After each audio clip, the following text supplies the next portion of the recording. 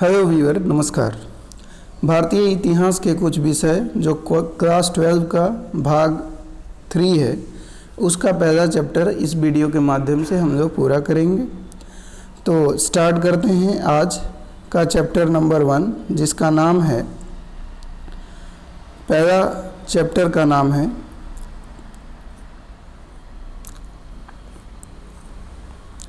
उपनिवेशवाद और देहात, सरकारी अभिलेखों का अध्ययन।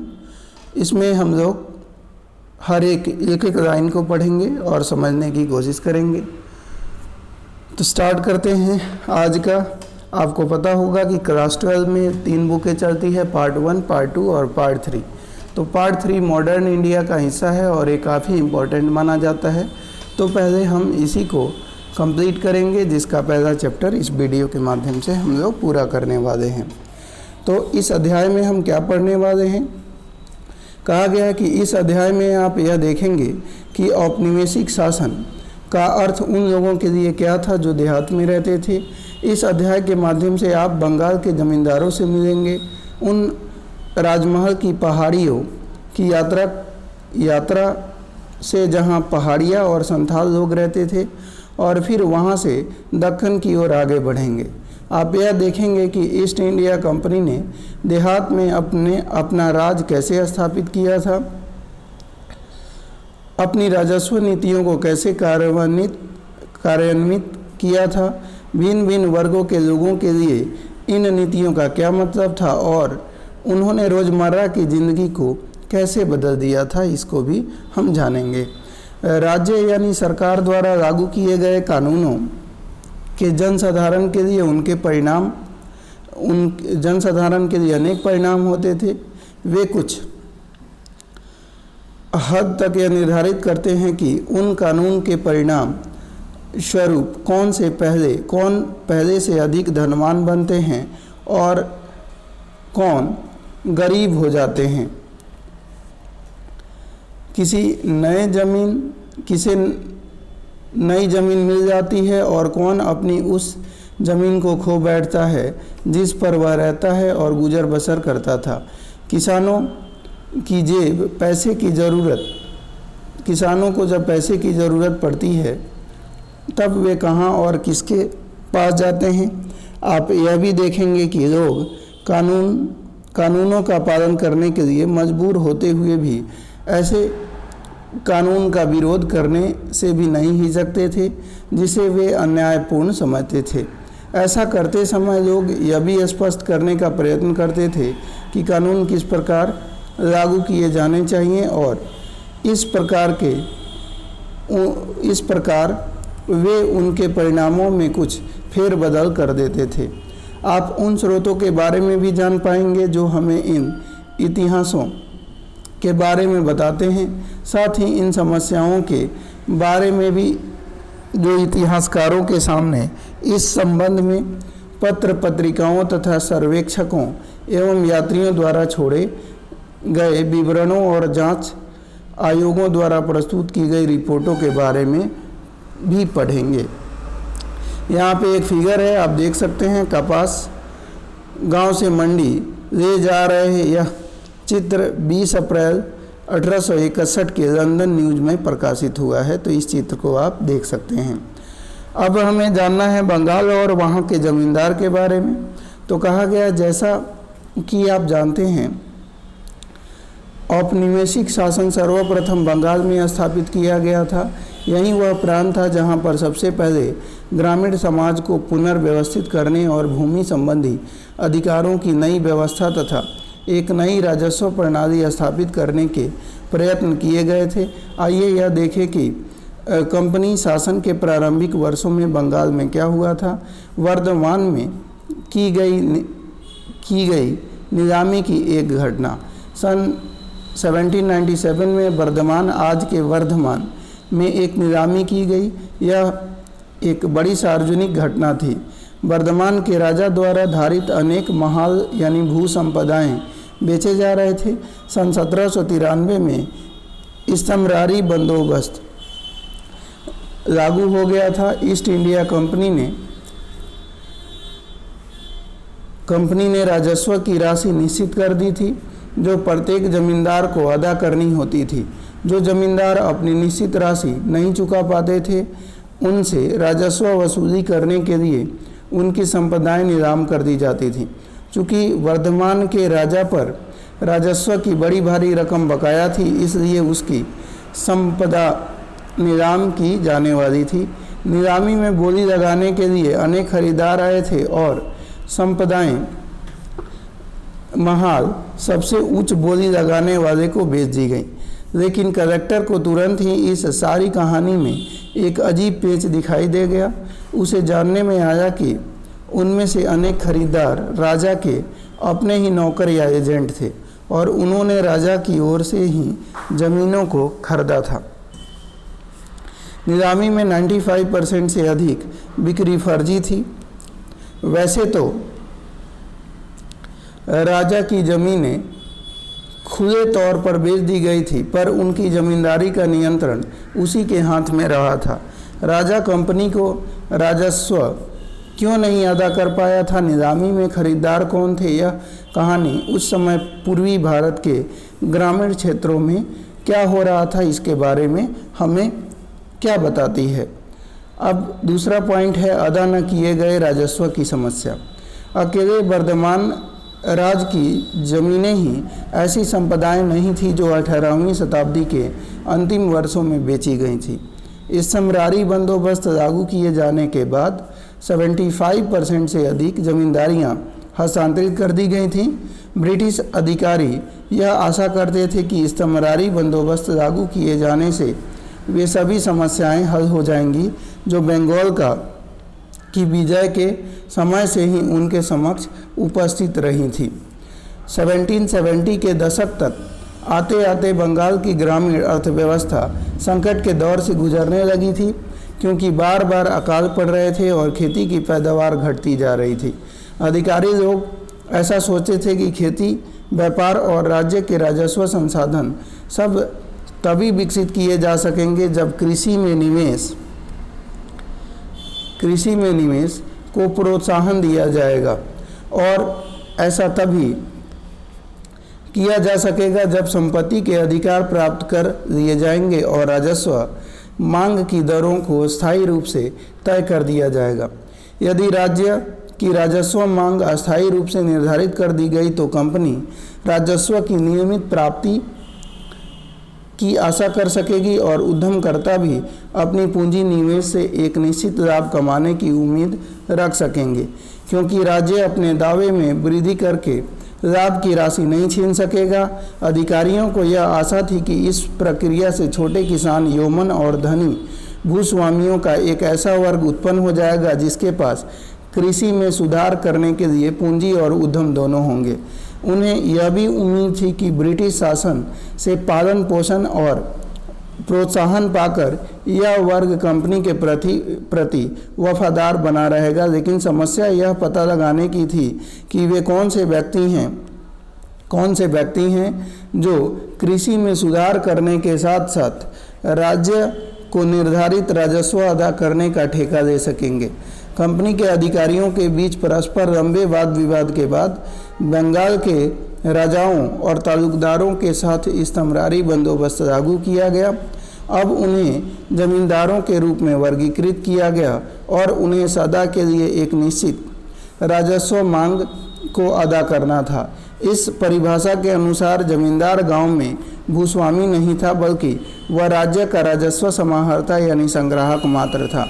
जमींदारों के नीचे अनेक, कभी कभी तो 400 तक गांव होते थे। कंपनी के हिसाब से एक जमींदार के भीतर आने वाले गांव मिलाकर एक राजस्व संपदा का रूप ले लेते थे। कंपनी समस्त संपदा पर कुल मांग निर्धारित करती थी। तदुपरांत जमींदार यह निर्धारित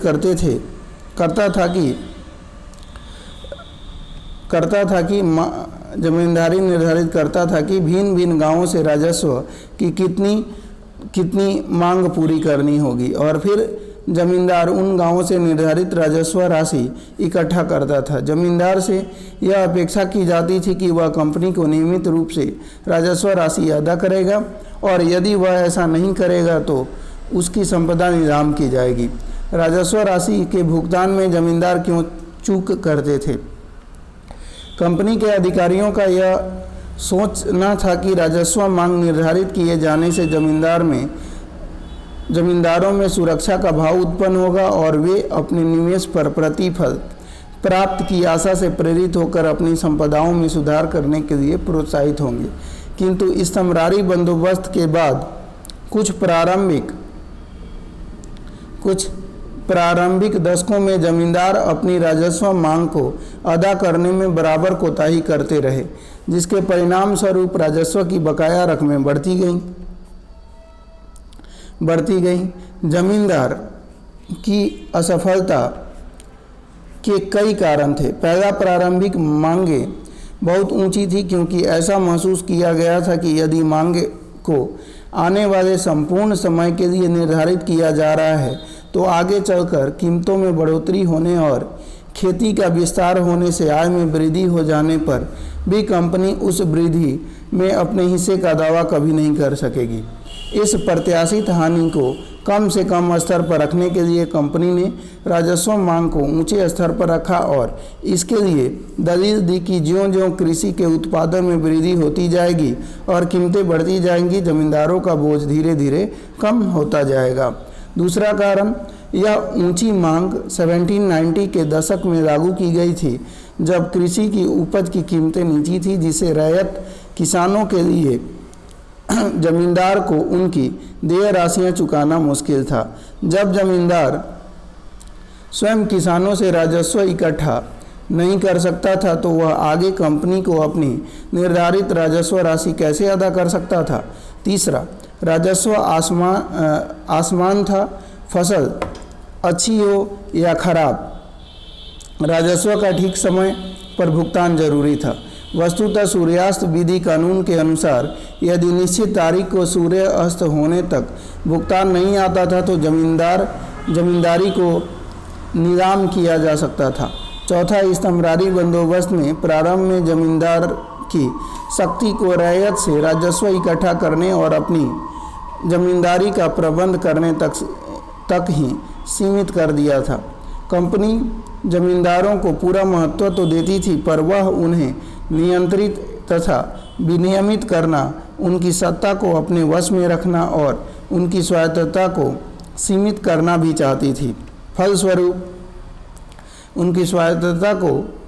फलस्वरूप जमींदारों की सैन्य टुकड़ियों को भंग कर दिया गया, सीमा शुल्क समाप्त कर दिया गया और उनकी कचहरियों को कंपनी द्वारा नियुक्त कलेक्टर की देखरेख में रख दिया गया।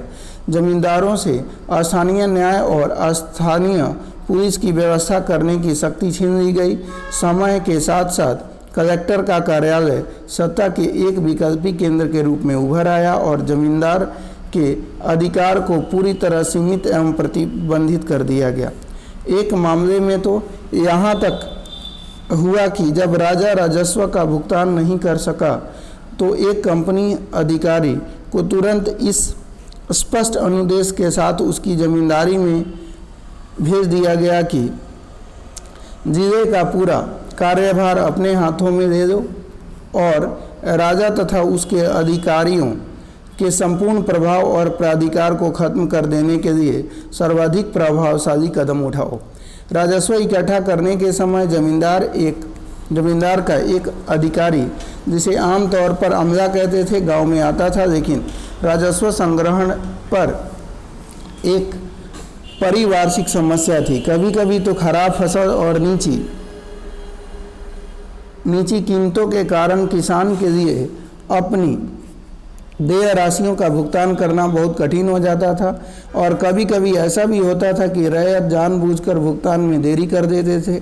धनवान रैयत और गांव के मुखिया, जोतदार और मंडल जमींदार को परेशानी में देखकर बहुत खुश होते थे, क्योंकि जमींदार आसानी से उन पर अपनी ताकत का इस्तेमाल नहीं कर सकता था। जमींदार बाकीदारों पर मुकदमा तो चला सकता था, मगर न्यायिक प्रक्रिया लंबी होती थी। 1798 में अकेले बर्दवान जिले में ही राजस्व भुगतान के बकाया से संबंधित 30,000 से अधिक वाद लंबित थे। अब पढ़ते हैं जोतदारों का उदय। 18वीं शताब्दी के अंत में जहां एक ओर अनेक जमींदार संकट की स्थिति से गुजर रहे थे, वहीं दूसरी ओर धनी किसानों के कुछ समूह गांवों में अपनी स्थिति मजबूत करते जा रहे थे। फ्रांसिस बुकानन के उत्तरी बंगाल के दिनाजपुर जिले के सर्वेक्षण में हमें धनी किसानों के इस वर्ग का, जिन्हें जोतदार कहा जाता था, विशद विवरण देखने को मिलता है। 19वीं शताब्दी के प्रारंभिक वर्षों तक आते आते जोतदारों ने जमीन के बड़े बड़े रकबे, जो कभी कभी तो कई हजार एकड़ में फैले थे, अर्जित कर दिए थे।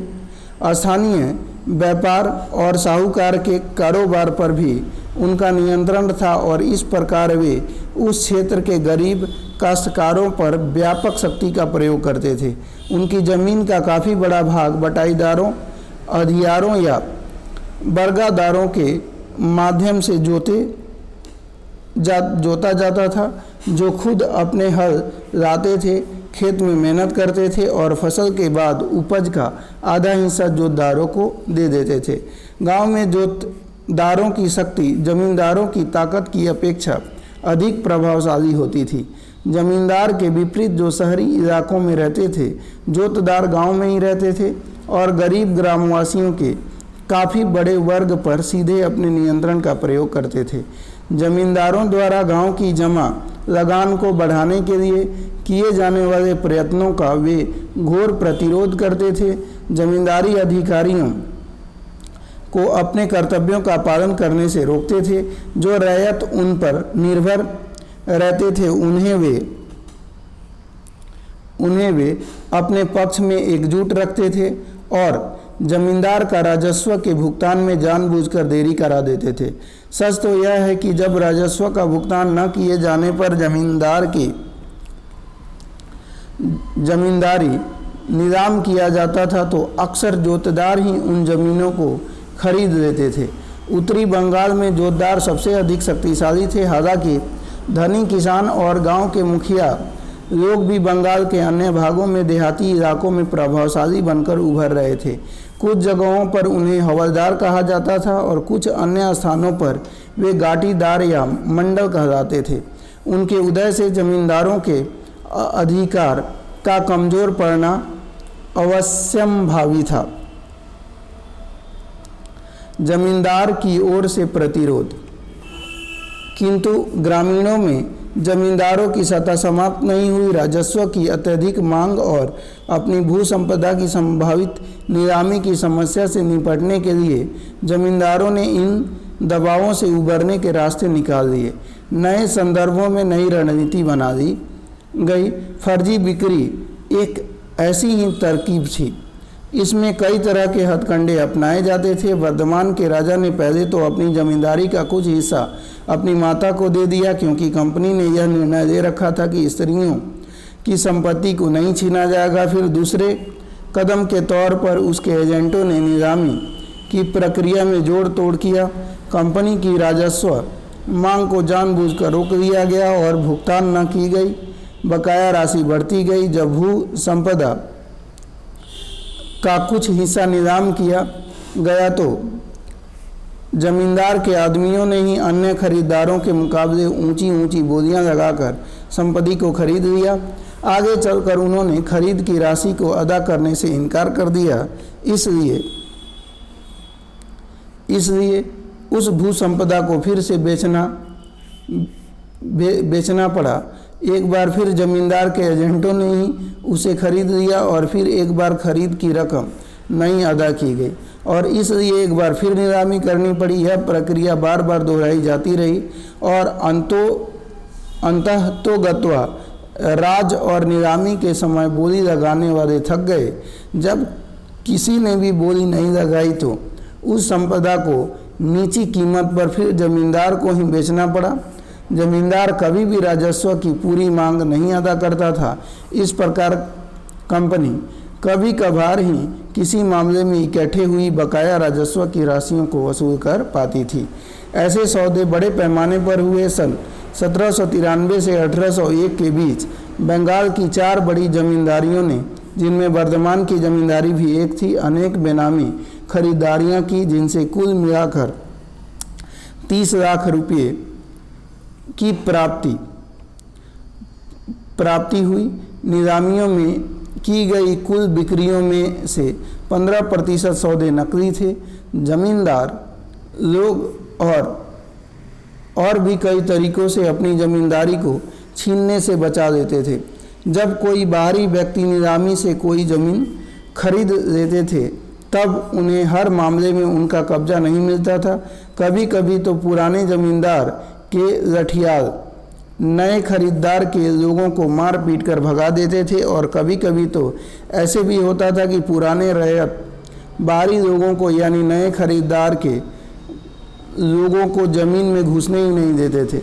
वे अपने आप को पुराने ज़मींदार से जुड़ा महसूस करते थे और उसी के प्रति वफादार बने रहते थे, और यह मानते थे कि पुराना ज़मींदार ही उनका अन्नदाता है और वे उसकी प्रजा हैं। ज़मींदारी के बिक्री से उसके तादात्म्य और गौरव को धक्का पहुंचा था, इसलिए ज़मींदार आसानी से विस्थापित नहीं किए जा सकते थे। 19वीं शताब्दी के प्रारंभ में कीमतों में मंदी की स्थिति समाप्त हो गई, इसलिए जो जमींदार 1790 के दशक की तकलीफ़ों को झेलने में सफल हो गए, उन्होंने अपनी सत्ता को सुदृढ़ बना दिया। राजस्व के भुगतान संबंधी नियमों को भी कुछ लचीला बना दिया गया। फलस्वरूप गांवों पर जमींदार की सत्ता और अधिक मजबूत हो गई, लेकिन आगे चलकर 1930 के दशक की घोर मंदी की हालात में अंततः जमींदारों का भट्टा बैठ गया और जोतदारों ने देहात में अपने पांव मजबूत कर दिए।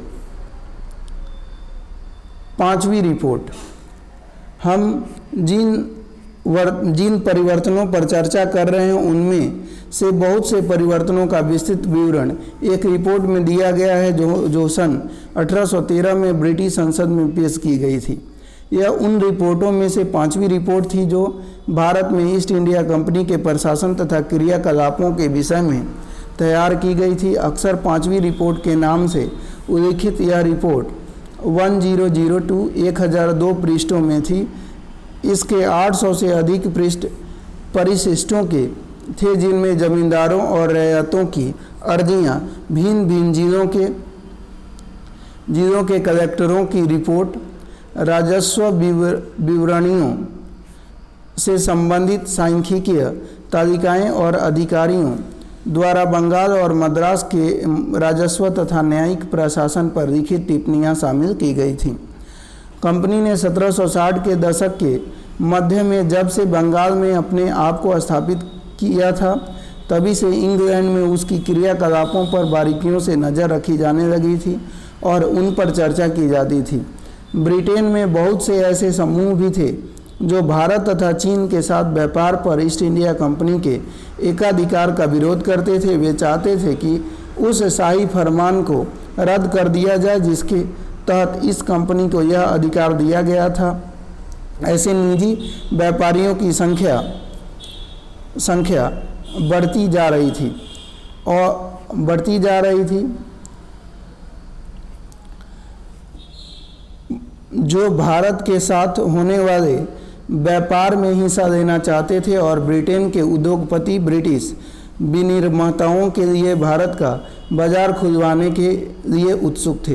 कई राजनीतिक समूहों का तो यह कहना था कि बंगाल पर मिली विजय का लाभ केवल ईस्ट इंडिया कंपनी को ही मिल रही है, संपूर्ण ब्रिटिश राष्ट्र को नहीं। कंपनी के कुशासन और अव्यवस्थित प्रशासन के विषय में प्राप्त सूचना पर ब्रिटेन में गरमाया बहस छिड़ गई और कंपनी के अधिकारियों को लोभ, लालच और भ्रष्टाचार की घटनाओं को ब्रिटेन के समाचार पत्रों में व्यापक रूप से उछाला गया। ब्रिटिश संसद ने भारत में कंपनी के शासन को विनियमित और नियंत्रित करने के लिए 18वीं शताब्दी के अंतिम दशकों में अनेक अधिनियम पारित किए। कंपनी को बाध्य किया गया कि वह भारत के प्रशासन के विषय में नियमित रूप से अपनी रिपोर्ट भेजा करे और कंपनी के कामकाज की जांच करने के लिए कई समितियां नियुक्त की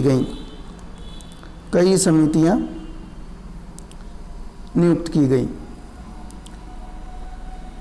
उपनिवेश नियुक्त की गई।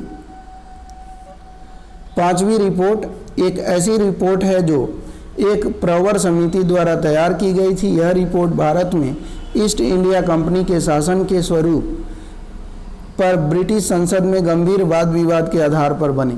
18वीं शताब्दी के अंतिम दशकों में ग्रामीण बंगाल में क्या हुआ, इसके बारे में हमारी अवधारणा लगभग 1.5 शताब्दी तक इस पांचवी रिपोर्ट के आधार पर ही बनती सुधरती रही।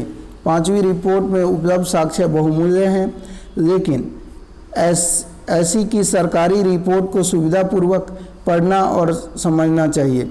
हमें यह जानने की ज़रूरत है कि ये रिपोर्ट किसने और किस उद्देश्य से लिखी। वास्तव में आधुनिक शोधों से पता चलता है कि पांचवी रिपोर्ट में दिए गए तर्कों और साक्ष्यों को बिना किसी आलोचना के स्वीकार नहीं किया जा सकता। शोधकर्ताओं ने ग्रामीण बंगाल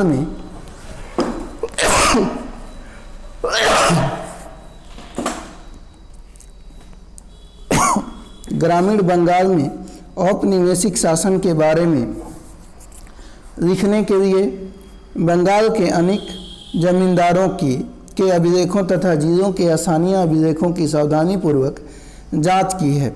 उनसे पता चलता है कि पांचवी रिपोर्ट लिखने वाले कंपनी के कुप्रशासन की आलोचना करने पर तुले हुए थे। इसलिए पांचवी रिपोर्ट में परंपरागत जमींदारी सत्ता के पतन का वर्णन अतिरिक्त है और जिस पैमाने पर जमींदार लोग अपनी ज़मीनें खोते जा रहे थे उसके बारे में भी बढ़ा चढ़ाकर कहा गया है। जैसा कि हमने देखा है, जब जमींदारियां नीलाम की जाती थी तब भी जमींदार नए नए हथकंडे अपनाकर अपनी जमींदारी को बचा लेते थे और बहुत कम मामलों में विस्थापित होते थे।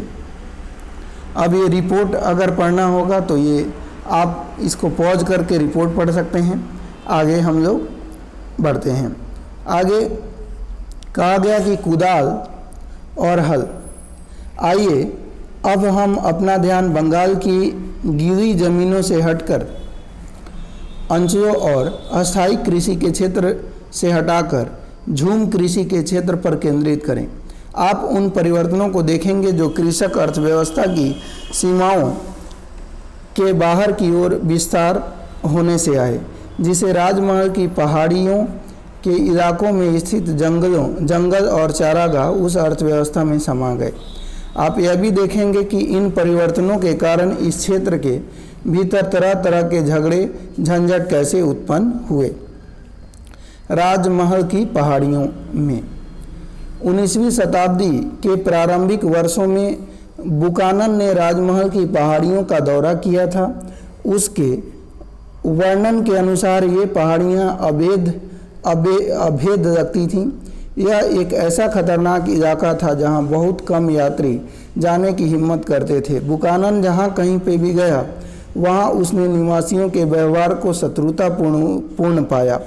वे लोग कंपनी के अधिकारियों के प्रति आशंकित थे और उनसे बातचीत करने को तैयार नहीं थे। कई उदाहरणों में तो वे अपने घर बार और गांव छोड़कर भाग गए थे।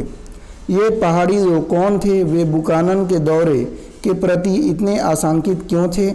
बुकानन की पत्रिका में हमें 19वीं शताब्दी के प्रारंभिक वर्षों में इन लोगों की जो तरस खाने वाली हालात थी उसकी झलक मिलती है।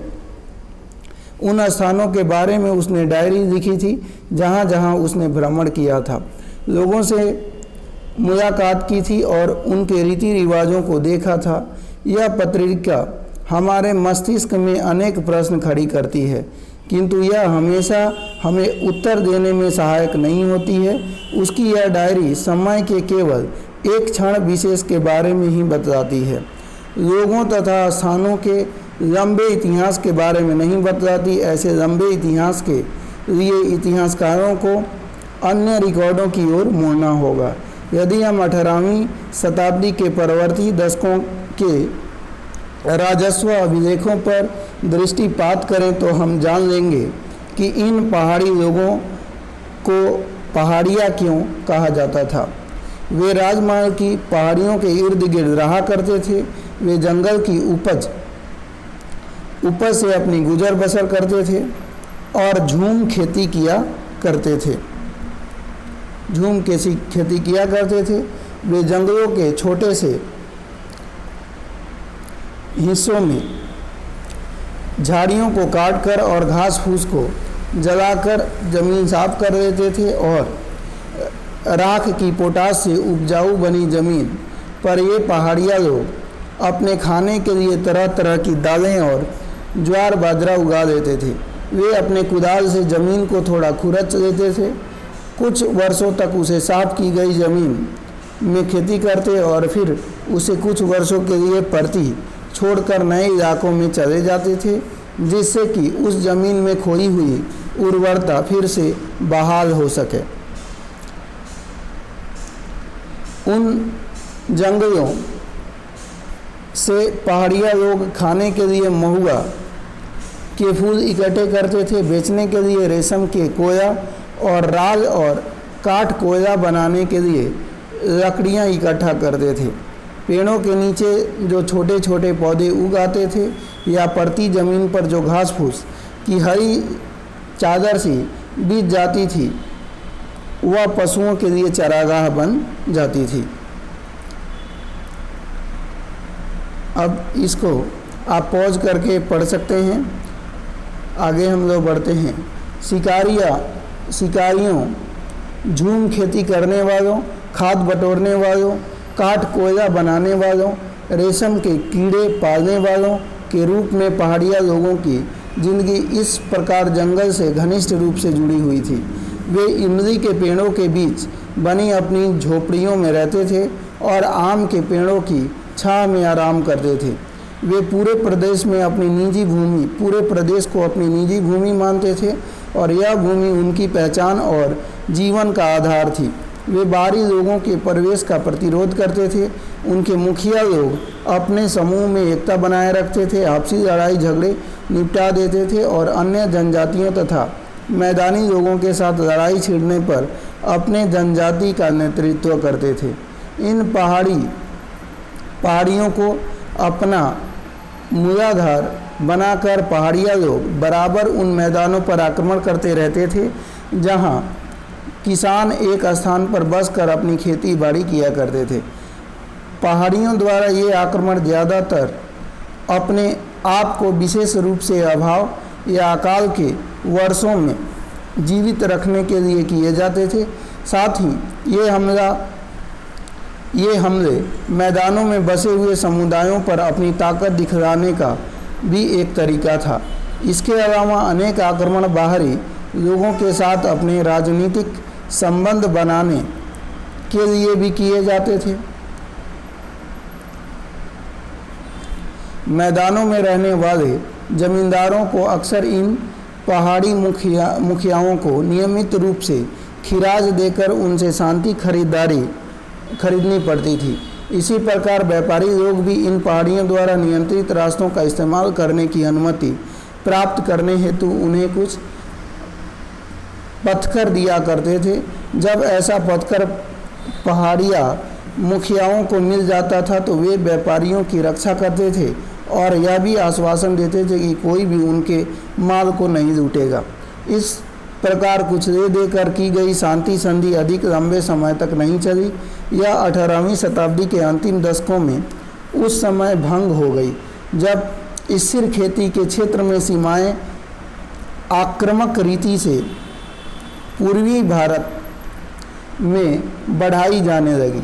अंग्रेज़ों ने जंगलों की कटाई सफाई के काम को प्रोत्साहित किया और जमींदारों तथा जोतदारों ने पड़ती भूमि को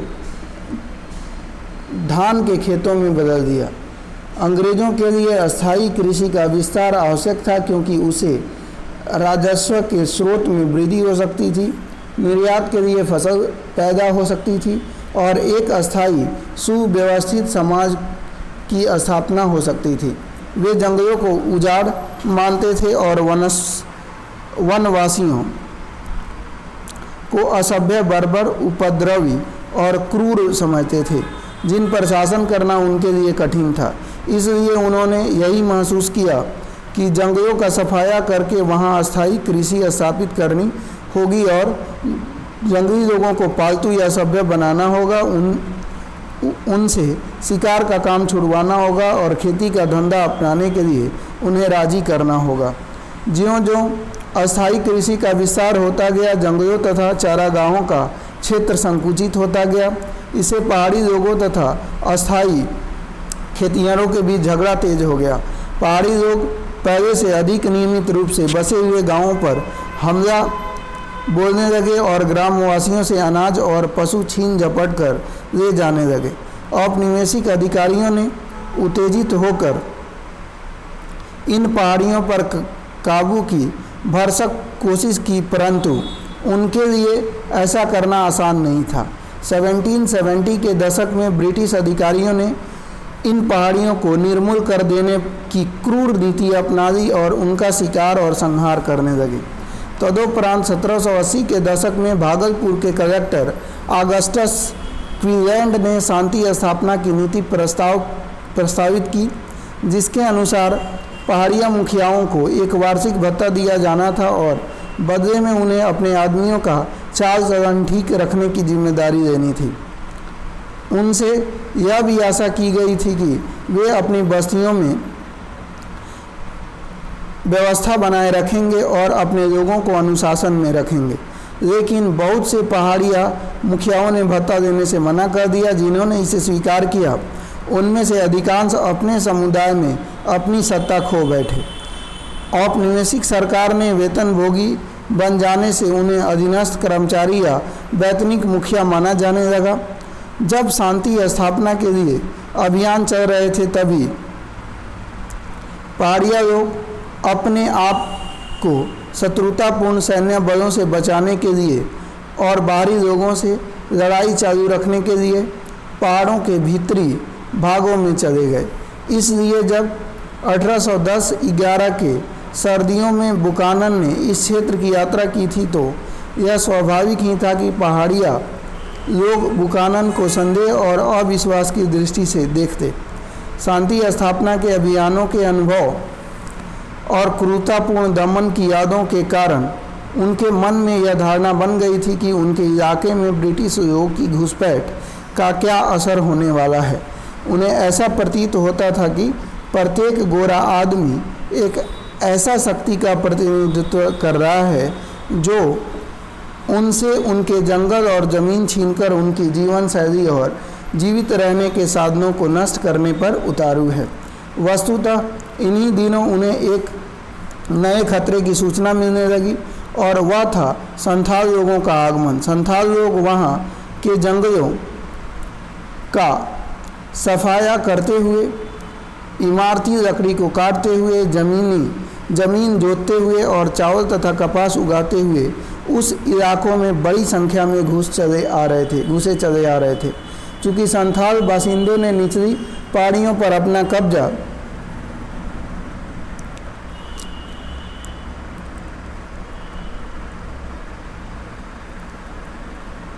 कब्जा जमा लिया था, इसलिए पहाड़ियों को राजमहल की पहाड़ियों में भीतर की ओर पीछे हटना पड़ा। पहाड़िया लोग अपनी झूम खेती के लिए कुदाल का प्रयोग करते थे, इसलिए यदि कुदाल को पहाड़ी जीवन का प्रतीक माना जाए तो हल को नए बासिंदों की शक्ति का प्रतिनिधित्व मानना होगा। हल और कुदाल के बीच यह लड़ाई बहुत लंबी चली। संथाल अगुआ बासिंदे।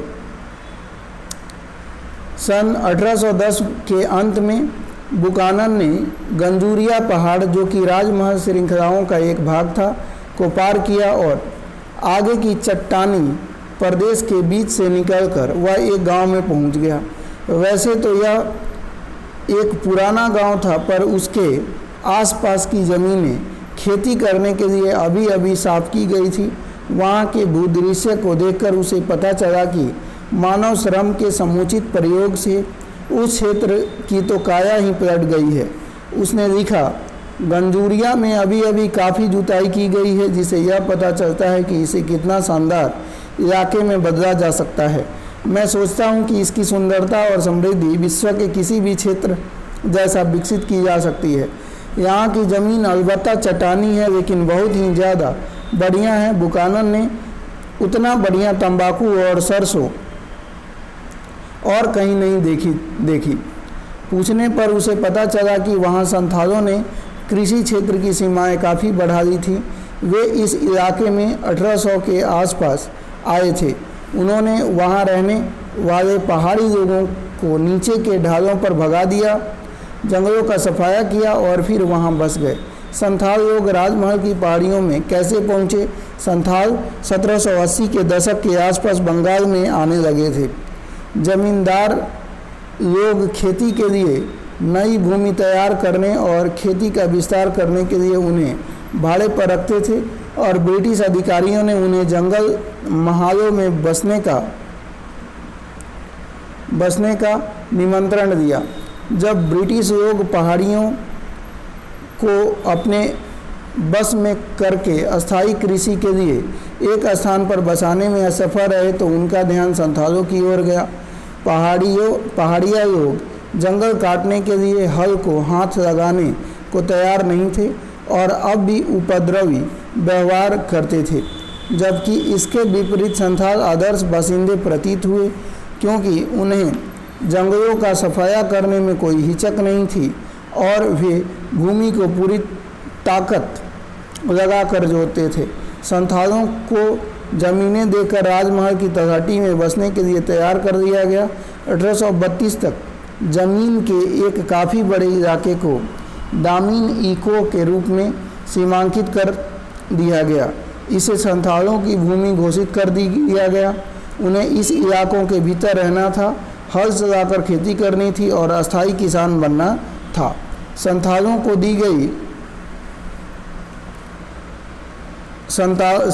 को दी जाने वाली भूमि के अनुदान पत्र में यह शर्त थी कि उनको दी गई भूमि के कम से कम 10वें भाग को साफ करके पहले 10 वर्षों के भीतर जोतना था। इस पूरे क्षेत्र का सर्वेक्षण करके उसका नक्शा तैयार किया गया।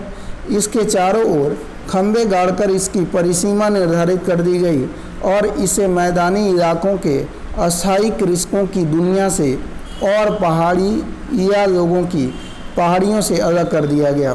दामिन इको के सीमांकन के बाद संथालों की बस्तियां बड़ी तेज़ी से बढ़ी। संथालों के गांवों की संख्या जो 1838 में 40 थी, तेज़ी से बढ़कर 1851 तक 1473 तक पहुंच गई। इसी अवधि में संथालों की जनसंख्या जो केवल 3000 थी, 82,000 से भी अधिक हो गई। जैसे जैसे खेती का विस्तार होता गया, वैसे वैसे कंपनी की तिजोरियों में राजस्व में वृद्धि होती गई। 19वीं शताब्दी के संथाल गीतों और मिथकों में उनके यात्रा के लंबे इतिहास का बार बार उल्लेख किया गया है। उनमें यह कहा गया है कि संथाल लोग अपने लिए बसने योग्य स्थान की खोज में बराबर बिना थके चलते ही रहते थे। अब यहाँ दामिन इको में आकर मानो उनकी इस यात्रा को पूर्ण विराम लग गया। जब संथाल राजमहल की पहाड़ियों पर बसे तो पहले पहाड़िया लोगों ने इसका प्रतिरोध किया, पर अंततोगत्वा वे इन पहाड़ियों में भीतर की ओर चले जाने के लिए मजबूर कर दिए गए। उन्हें निचली पहाड़ियों तथा घाटियों में नीचे की ओर आने से रोक दिया गया और ऊपरी पहाड़ियों के चट्टानों और अधिक बंजर इलाकों तथा भीतरी शुष्क भागों तक सीमित कर दिया गया। इससे उनके रहन सहन तथा जीवन पर बुरा प्रभाव पड़ा और आगे चलकर वे गरीब हो गए। झूम खेती, नई से नई जमीनें खोजने और भूमि की प्राकृतिक उर्वरता का उपयोग करने की क्षमता पर निर्भर रहती है। अब सर्वाधिक उर्वर जमीनें उनके लिए दुर्लभ हो गईं, क्योंकि अब वे दामिन का हिस्सा हो चुकी थी। इसलिए पहाड़िया लोग खेती के अपने तरीके को आगे सफलतापूर्वक नहीं चला सके। जब इस क्षेत्र के जंगल खेती के लिए साफ कर दिए गए तो पहाड़िया शिकारियों को भी समस्याओं का सामना करना पड़ा। इसके विपरीत संथाल लोगों ने अपने पहले वाली खानाबदोश जिंदगी को छोड़ दिया था। अब वे एक जगह बस गए थे और बाजार के लिए कई तरह के वाणिज्यिक फसलों की खेती करने लगे थे और व्यापारियों तथा साहूकारों के साथ लेन देन करने लगे थे। किंतु संथालों ने भी जल्द ही यह समझ लिया कि उन्होंने जिस भूमि पर खेती करनी शुरू की थी वह उनके हाथों से निकलती जा रही है। संथालों ने जिस जमीन को साफ करके खेती शुरू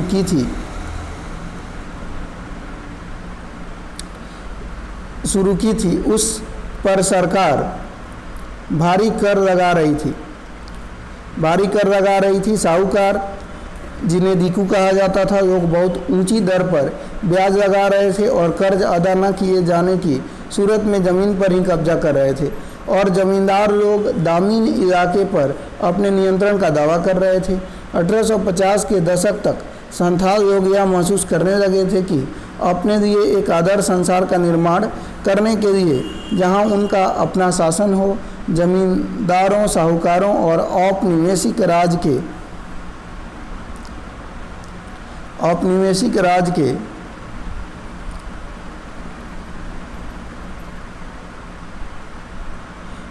के विरुद्ध विद्रोह करने का समय आ गया है। 1855 से 56 के संथाल विद्रोह के बाद संथाल परगने का निर्माण कर दिया गया, जिसके लिए 5500 वर्ग मील का क्षेत्र भागलपुर और वीरभूमि जिलों में से लिया गया। औपनिवेशिक राज को आशा थी कि संथालों के लिए नया परगना बनाने और उसमें कुछ विशेष कानून लागू करने से संथाल लोग संतुष्ट हो जाएंगे। अब आगे जानेंगे बुकानन का विवरण। तो दोस्तों, इसको जानने से पहले आप सभी से रिक्वेस्ट कि यदि आप इस चैनल पर नए हैं तो प्लीज़ चैनल को सब्सक्राइब कर दीजिए। हम एनसीईआरटी की कक्षा 6 से लेकर और क्लास 12 तक सारी हम बुक एक एक करके कराने वाले हैं। तो चलिए स्टार्ट करते हैं। देखते हैं बुकानन का विवरण। हम बुकानन के विवरण को अपनी जानकारी का आधार मान रहे हैं, लेकिन उसकी रिपोर्टों को पढ़ते समय हमें यह नहीं भूलना चाहिए कि वह ब्रिटिश ईस्ट इंडिया कंपनी का एक कर्मचारी था। उसकी यात्राएं केवल भूदृश्यों के प्यार और अज्ञात की खोज से ही प्रेरित नहीं थी। वह नक्शा नवीसों, सर्वेक्षकों, पालकी उठाने वालों, कुलियों आदि के बड़े दल के साथ सर्वत्र यात्रा करता था। उसकी यात्राओं का खर्च ईस्ट इंडिया कंपनी उठाती थी, क्योंकि उसे उन सूचनाओं की आवश्यकता थी जो बुकानन प्रत्याशित रूप से इकट्ठा करता था। बुकानन को यह साफ साफ हिदायत दी जाती थी कि उसे क्या देखना है, क्या खोजना है, क्या लिखना है। जब भी अपने लोगों की फौज के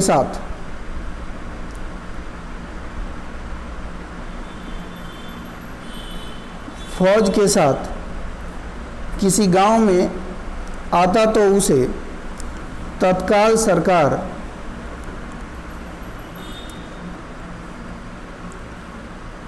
सरकार के एक एजेंट के रूप में ही देखा जाता था। जब कंपनी ने अपनी शक्ति को सुदृढ़ बना लिया और अपने व्यवसाय का विकास कर लिया तो वह उन प्राकृतिक साधनों की खोज में जुट गई जिन पर कब्जा करके उनका मनचाहा उपयोग कर सकती थी। उसने परिदृश्यों तथा राजस्व स्रोतों का सर्वेक्षण किया, खोज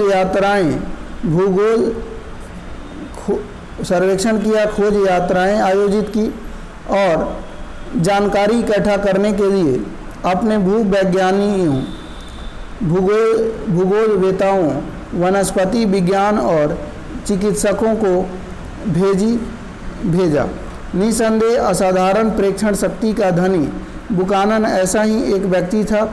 बुकानन जहाँ कहीं भी गया वहाँ उसने पत्थरों तथा चट्टानों और वहाँ की भूमि के भिन्न भिन्न स्तरों तथा परतों को ध्यानपूर्वक देखा।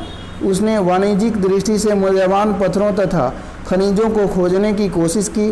उसने लौह खनिज और अब्रक, ग्रेनाइट तथा सॉल्ट पीटर से संबंधित सभी स्थानों का पता लगाया। उसने सावधानीपूर्वक नमक बनाने और कच्चा लोहा निकालने की स्थानीय पद्धतियों का निरीक्षण किया।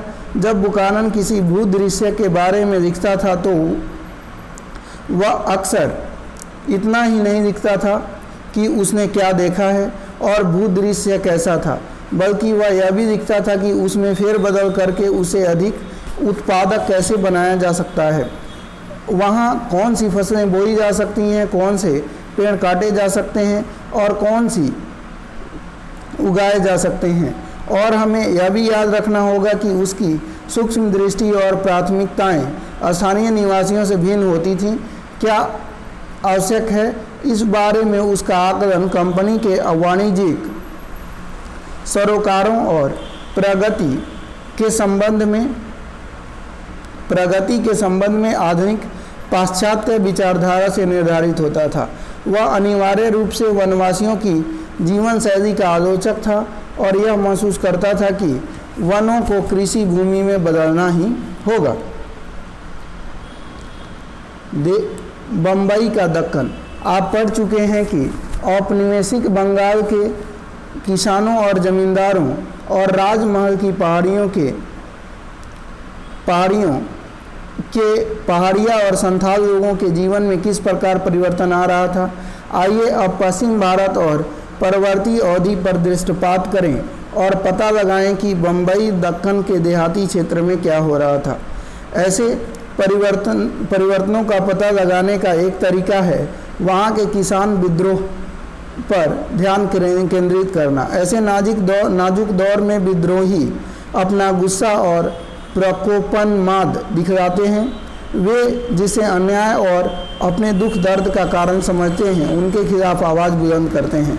यदि हम उनकी नाराज़गी समझते हैं उनके खिलाफ यदि हम उनकी नाराज़गी के आधारभूत कारणों को जानने का प्रयत्न करते हैं और उनके गुस्से की परतें उधेड़ने लगते हैं तो हमें उनके जीवन और अनुभव की झलक देखने को मिलती है जो अन्यथा हमसे छिपी रहती है। विद्रोहों के बारे में ऐसे अभिलेख भी उपलब्ध हैं जिनका इतिहासकार अवलोकन कर सकते हैं। विद्रोहियों की करतूतों से उत्तेजित होकर और पुनः व्यवस्था स्थापित करने की उत्कट इच्छा से राज्य के प्राधिकारी केवल विद्रोह को ही दबाने का प्रयत्न नहीं करते बल्कि वे उसे जानने बूझने की कोशिश करते हैं और उसके कारणों को भी जांचा करते हैं जिससे कि नीतियां निर्धारित की जा सकें और शांति की स्थापना हो सके। ऐसी जांच पड़ताल से साक्ष्य उत्पन्न होता है जिसके बारे में इतिहासकार शोध कर सकें। 19वीं शताब्दी के दौरान भारत के विभिन्न प्रांतों के किसानों ने साहूकारों और अनाजों के व्यापारियों के विरुद्ध अनेक विद्रोह किए। ऐसा ही एक दक्कन में 1875 में हुआ। रेखा बहियाँ जला दी गईं। यह आंदोलन आधुनिक पुणे जिले के एक बड़े गांव सुपा में शुरू हुआ।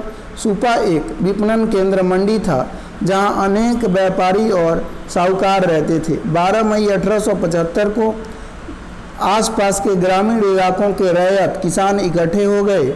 उन्होंने साहूकारों से उनकी बही खाते और ऋण बंदों की मांग करते हुए उन पर हमला बोल दिया। उन्होंने उनके बही खाते जला दिए, अनाज की दुकानें लूट दी और कुछ मामलों में तो साहूकारों के घरों में आग भी लगा दी। पूना से यह विद्रोह अहमदनगर में फैल गया। फिर अगले 2 महीनों में यहाँ और भी आग फैल गई और 6500 वर्ग किलोमीटर का इलाका इनकी चपेट में आ गया। 30 से अधिक गांव इसे कुप्रभावित हुए। सब जगह विद्रोह का स्वरूप एक समान ही था। साहूकार पर हमला किया गया, बही खाते जला दिए गए और ऋण बंद नष्ट कर दिए गए। किसानों के हमलों से बेघर से घबराकर साहूकार गांव छोड़कर भाग गए। अधिकतर मामलों में वे अपनी संपत्ति और धन दौलत भी वहीं पीछे छोड़ गए। जब विद्रोह फैला तो ब्रिटिश अधिकारियों की आंखों के सामने 1857 का गद्दार दृश्य आ गया। अध्याय 11 भी देखिए, यानी अध्याय 11 में हम 1857 का विद्रोह देखेंगे। विद्रोही किसानों के गांवों में पुलिस थाने स्थापित किए गए। जल्दी से सेनाएं बुला दी गई। 95 व्यक्तियों को गिरफ्तार कर दिया गया। उनमें से बहुत को दंड दिया गया, लेकिन देहात को काबू करने में कई महीने लग गए। अब ये रिपोर्ट को आप पढ़ सकते हैं, वीडियो को पॉज करके। आगे हम लोग देखते हैं। ऋण पत्र और दस्तावेज क्यों जलाए गए? यह विद्रोह क्यों हुआ? इसे हमें दक्कन के देहात के बारे में और वहाँ औपनिवेशिक शासन में हुए कृषि या भूमि संबंधी परिवर्तनों के बारे में क्या पता चलता है? आइए 19वीं शताब्दी में हुए परिवर्तनों के लंबे इतिहास पर दृष्टिपात करें। एक नई राजस्व प्रणाली। जैसे जैसे ब्रिटिश शासन बंगाल से भारत के अन्य भागों में फैलता गया, वहाँ भी राजस्व की नई प्रणाली लागू कर दी गई।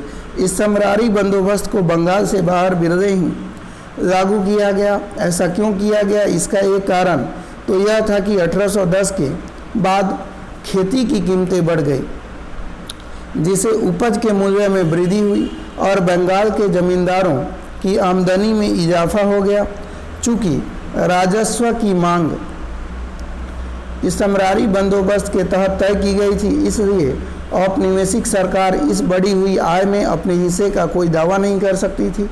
अपने वित्तीय संसाधनों को बढ़ाने की उत्कट इच्छा से औपनिवेशिक सरकार को अपने भू राजस्व को अधिक से अधिक बढ़ाने के तरीकों पर विचार करना पड़ा। इसलिए 19वीं शताब्दी में औपनिवेशिक शासन में शामिल किए गए प्रदेशों में राजस्व बंदोबस्त किए गए। अन्य भी कई कारण थे। जब अधिकारी नीतियां निर्धारित करते हैं तो उनकी विचारधारा उन आर्थिक सिद्धांतों से अधिक प्रभावित रहती हैं जिनसे वे अधिकारी पहले से परिचित होते हैं। 1820 के दशक तक इंग्लैंड में डेविड रिकार्डो एक जाने माने अर्थशास्त्री के रूप में विख्यात थे। औपनिवेशिक अधिकारियों ने अपने महाविद्यालयी जीवन में रिकार्डो के विचारों का अध्ययन किया था। महाराष्ट्र में जब ब्रिटिश अधिकारियों ने 1820 के दशक में प्रारंभिक बंदोबस्त की शर्तें करने का काम हाथ में लिया, तो वे इन्हीं में से कुछ विचारों के अनुसार कार्रवाई करने लगे। रिकार्डो के विचारों के अनुसार भूस्वामी को उस समय लागू औसत लगानों को प्राप्त करने का ही हक होना चाहिए। जब भूमि से औसत लगान से अधिक प्राप्ति होने लगे तो भूस्वामी को अधिशेष आय होगी, जिस पर सरकार को कर लगाने की आवश्यकता होगी। यदि कर नहीं लगाया गया तो किसान किरायाजीवी में बदल जाएंगे और उनकी अधिशेष आय का भूमि के सुधार में उत्पादन रीति से निवेश नहीं होगा। भारत में अनेक ब्रिटिश अधिकारियों ने सोचा कि बंगाल के इतिहास ने रिकार्डो के सिद्धांत की पुष्टि कर दी है। वहाँ जमींदार लोग किरायाजीवियों के रूप में बदल गए प्रतीत हुए, क्योंकि उन्होंने अपनी ज़मीनें पट्टे पर दे दी और किराए की आमदनी पर निर्भर रहने लगे। इसलिए ब्रिटिश अधिकारियों के विचार से यह आवश्यक था कि एक भिन्न राजस्व प्रणाली अपनाई जाए। जो राजस्व प्रणाली बम्बई दक्कन में लागू की गई उसे रैवतवाड़ी कहा जाता है। बंगाल में लागू की गई प्रणाली के विपरीत इस प्रणाली के अंतर्गत राजस्व की राशि सीधे रैवत के साथ तय की जाती थी। भिन्न भिन्न प्रकार की भूमि से होने वाली औसत आय का अनुमान लगा दिया जाता था। रैयत की राजस्व अदा करने की क्षमता का आकलन कर दिया जाता था और सरकार के हिस्से के रूप में उसका एक अनुपात निर्धारित कर दिया जाता था। हर 30 साल बाद जमीनों का फिर से सर्वेक्षण किया जाता था और राजस्व की दर तदनुसार बढ़ा दी जाती थी। इसलिए राजस्व की मांग अब चिर अस्थायी नहीं रही थी। राजस्व की मांग और किसान का कर्ज। बम्बई दक्कन में पहला राजस्व बंदोबस्त 1820 के दशक में किया गया। मांगा गया राजस्व इतना अधिक था कि बहुत से स्थानों पर किसानों ने अपने गांव छोड़कर नए क्षेत्र में चले गए। जिन इलाकों की ज़मीन घटिया किस्म की थी और वर्षा भी कम ज़्यादा होती थी, खास तौर पर समस्या और भी विकट थी। जब वर्षा नहीं होती थी और फसल खराब होती थी तो किसानों के लिए राजस्व अदा करना असंभव हो जाता था। फिर भी राजस्व इकट्ठा करने वाले प्रभारी कलेक्टर अपने कार्य कुशलता को प्रदर्शित करने और अपने बड़े अधिकारियों को प्रसन्न करने के लिए अत्यंत उत्कट रहते थे। इसलिए वे अत्यंत कठोरतापूर्वक राजस्व वसूल करने का प्रयत्न करते। जब कोई किसान अपना राजस्व नहीं दे पाता था तो उसकी फसलें जब्त कर ली जाती थी और समूचे गांव पर जुर्माना ठोक दिया जाता था। 1830 के दशक आते आते यह समय और भी गंभीर हो गई। सन 1832 के बाद कृषि उत्पादों की कीमतों में तेजी से गिरावट आई और लगभग 1.5 दशक तक इस स्थिति में कोई सुधार नहीं आया। इसके परिणाम स्वरूप किसानों की आय में और भी गिरावट आई। इसी दौरान 1832 से 34 के वर्ष में देहाती इलाके अकाल की चपेट में आकर बर्बाद हो गए। दक्कन का 1/3 पशुधन मौत के मुंह में चला गया और आधी मानव जनसंख्या भी काल का ग्रास बन गई और बचे उनके पास भी उस संकट का सामना करने के लिए खाद्यान्न नहीं था। राजस्व की बकाया राशियां आसमान को छूने लगी।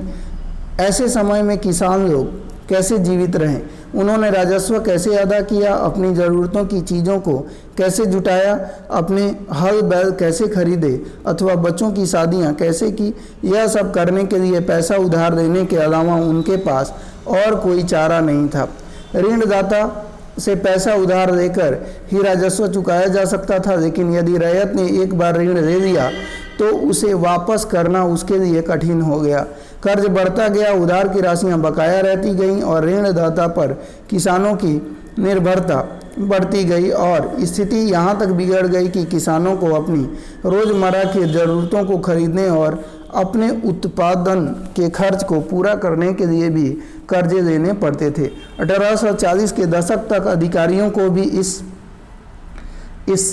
बात का साक्ष्य मिलने लगा था कि सभी जगह के किसान कर्ज के बोझ के तले भयंकर रूप से दबे जा रहे थे। 1840 के दशक के मध्य में एक विशेष प्रकार के आर्थिक पुनरुत्थान के लक्षण दिखाई देने लगे। तब अनेक ब्रिटिश अधिकारियों ने यह महसूस करना शुरू कर दिया कि 1820 के दशक में किए गए राजस्व संबंधी बंदोबस्त कठोरतापूर्ण था। मांगा गया राजस्व बहुत ज़्यादा था, व्यवस्था कठोर एवं लचकहीन थी और किसानों की अर्थव्यवस्था का भट्टा बैठने वाला था। इसलिए खेती का विस्तार करने के लिए किसानों को प्रोत्साहित करने की दृष्टि से राजस्व संबंधी मांग को कुछ हल्का किया गया। 1845 के बाद कृषि उत्पादों की कीमतें धीरे धीरे बढ़ती गईं। किसान अपने कृषि को बढ़ाने लगे थे, इसके लिए वे नए नए इलाकों में जा रहे थे और गोचर भूमियों को कृषि भूमि में बदल रहे थे। लेकिन किसान को अपनी खेती का विस्तार करने के लिए अधिक हल बैल चाहिए था। उन्हें बीज और ज़मीन खरीदने के लिए पैसे की ज़रूरत थी। इन सब कामों के लिए उन्हें एक बार फिर पैसा उधार देने के लिए ऋणदाताओं के पास जाना पड़ा। फिर कपास में तेजी आई। 1860 के दशक से पहले ब्रिटेन में कच्चे माल के तौर पर आयात की जाने वाली समस्त कपास का 3/4 भाग अमेरिका से आता था। ब्रिटेन के सूती वस्त्रों के विनिर्माता काफ़ी लंबे अरसे से अमेरिकी कपास पर अपनी निर्भरता के कारण बहुत परेशान थे। अगर यह स्रोत बंद हो गया तो हमारा क्या होगा, इस प्रश्न से विचलित होकर वे बड़े उत्सुकता से कपास की आपूर्ति के वैकल्पिक स्रोत खोज रहे थे। 1857 में ब्रिटेन में कपास आपूर्ति संघ की स्थापना में मैनचेस्टर कॉटन कंपनी बनाई गई। उनका उद्देश्य दुनिया के हर भाग में कपास के उत्पादन को प्रोत्साहित करना था, जिससे उनकी कंपनी का विकास हो सके। भारत को एक ऐसा देश समझा गया जो अमेरिका से कपास की आपूर्ति बंद हो जाने की सूरत में लंकाशायर को कपास भेज सकेगा। भारत की भूमि और जलवायु दोनों ही कपास की खेती के लिए उपयुक्त थे और यहाँ सस्ता श्रम उपलब्ध था। जब सन 1861 में अमेरिकी गृह युद्ध छिड़ गया तो ब्रिटेन के कपास क्षेत्र, मंडी तथा कारखानों में तहलका मच गया। अमेरिका से आने वाली कच्ची कपास के आयात में भारी गिरावट आ गई। वह सामान्य मात्र का 3% से भी कम हो गया। 1861 में जहां 20,000 गांठें, हर गांठ में 400 पाउंड की आई थी, वहीं 1862 में केवल 55,000 गांठें आयात हुआ। भारत तथा अन्य देशों को बड़ी व्यग्रता के साथ यह संदेश भेजा गया कि ब्रिटेन को कपास की अधिक मात्रा निर्यात करे। बम्बई में कपास के सौदागर ने कपास की आपूर्ति का आकलन करने और कपास की खेती की अधिकाधिक प्रोत्साहन देने के लिए कपास पैदा करने वाले जिलों का दौरा किया।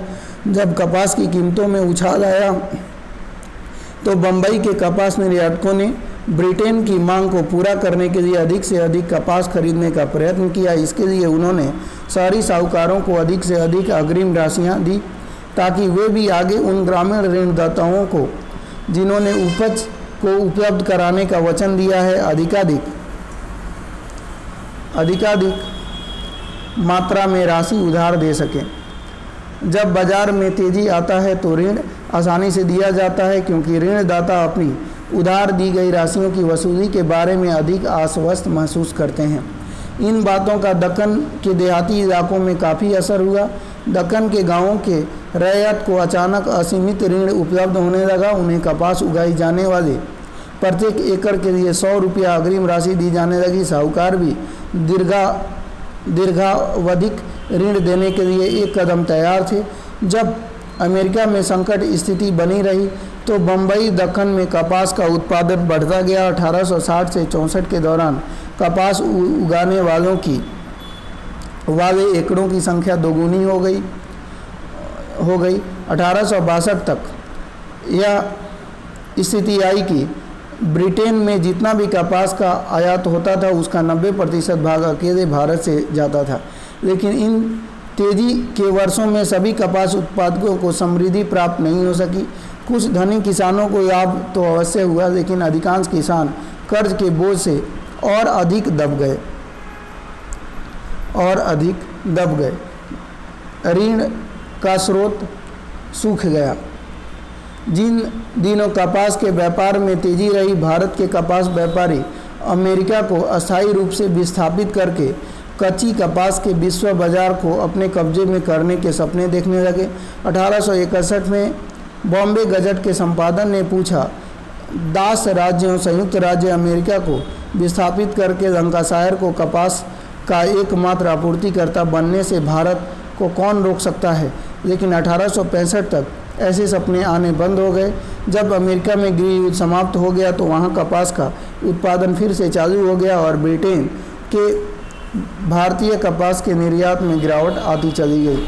महाराष्ट्र में निर्यात व्यापारी और साहूकार अब दीर्घावधिक ऋण देने के लिए उत्सुक नहीं रहे। उन्होंने यह देख लिया था कि भारतीय कपास की मांग घटती जा रही है और कपास की कीमतों में भी गिरावट आ रही है। इसलिए उन्होंने अपना कार्य व्यवहार बंद करने, किसानों को अग्रिम राशियां प्रतिबंधित करने और बकाया ऋणों को वापस मांगने का निर्णय लिया।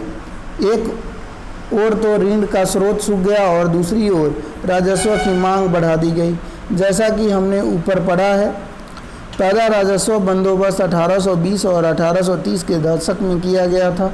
अब अगला बंदोबस्त करने का समय आ गया था और इस नए बंदोबस्त में मांग को नाटकीय ढंग से 50 से 100% तक बढ़ा दिया गया। भला बेचारे रैयत उस हालात में जबकि कीमतें गिर रही थी और कपास के खेत गायब हो रहे थे, इस प्रकार बढ़ी हुई मांग को कैसे पूरा कर सकते थे।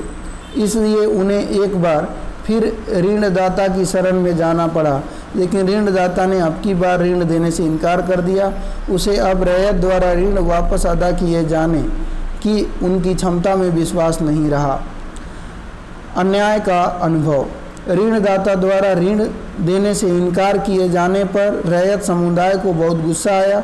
वे इस बात के लिए ही क्रुद्ध नहीं थे कि वे ऋण के गर्त में गहरे से गहरे डूबे जा रहे हैं, अथवा वे अपने जीवन को बचाने के लिए ऋणदाता पर पूर्ण रूप से निर्भर है, बल्कि वे इस बात से ज़्यादा नाराज थे कि ऋणदाता वर्ग इतना संवेदनहीन हो गया है कि वह उनकी हालात पर कोई तरस नहीं खा रहा है। ऋणदाता लोग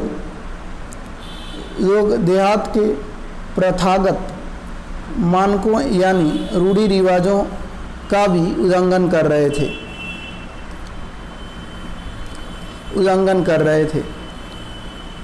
पैसा उधार देने का कारोबार निश्चित रूप से औपनिवेशिक शासन से पहले भी काफ़ी फैला हुआ था और ऋणदाता अक्सर ताकतवर हस्तियां होते थे।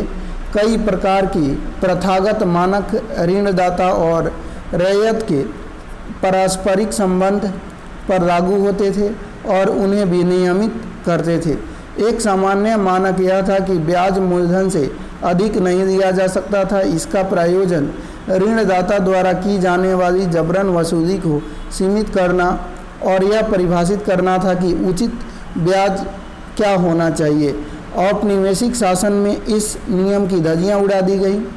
दक्कन दंगा आयोग द्वारा छानबीन किए गए मामलों में से एक मामले में ऋणदाता ने 100 रुपये के मूलधन पर 2000 रुपये से भी अधिक ब्याज लगा रखा था। अनेकानेक याचिकाओं में रैयत लोगों ने इस प्रकार की जबरन वसूलियां और प्रथाओं के उल्लंघन से संबंधित अन्याय के विरुद्ध शिकायत की थी।